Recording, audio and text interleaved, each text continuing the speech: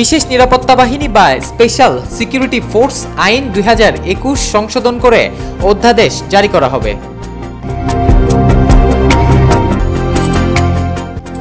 বৃহস্পতিবার 29 আগস্ট রাষ্ট্রীয় অতিথি ভবন ও প্রধান উপদেষ্টার কার্যালয় যমুনায় এক বৈঠকে উপদেষ্টা পরিষদ এই সিদ্ধান্ত গ্রহণ করে।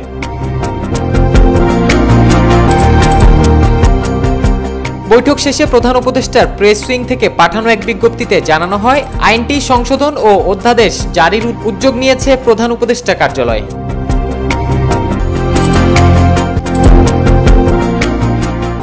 গণপ্রজাতন্ত্রী বাংলাদেশের রাষ্ট্রপতি, প্রধানমন্ত্রী, জাতির পিতা বঙ্গবন্ধু শেখ মুজিবুর রহমানের পরিবারের সদস্যগণ এবং কোন রাষ্ট্রের রাষ্ট্রপ্রধান বা সরকার প্রধান এবং অতি গুরুত্বপূর্ণ ব্যক্তি হিসেবে ঘোষিত ব্যক্তিদের নিরাপত্তা দেওয়ার জন্য বিশেষ নিরাপত্তা বাহিনী আইন 2021 প্রণয়ন করা হয়।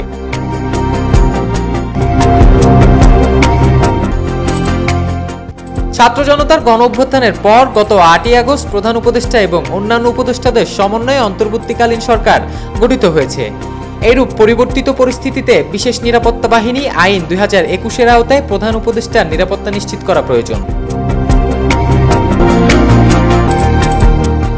এছাড়া বিদ্যমান আইনের আওতায় জাতির পিতা বঙ্গবন্ধু শেখ মুজিবুর রহমানের পরিবারের সদস্যগণের নিরাপত্তা প্রদান সংক্রান্ত বিধানগুলো প্রশাসনিক ব্যবস্থাপনায় কার্যকর করা সম্ভব নয়, ফলে তা বাতিল করার প্রয়োজনীয়তা অনুভূত হয়েছে।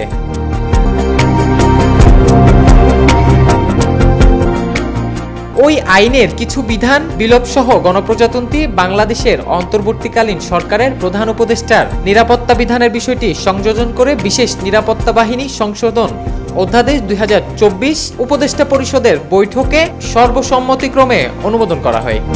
X report, media express.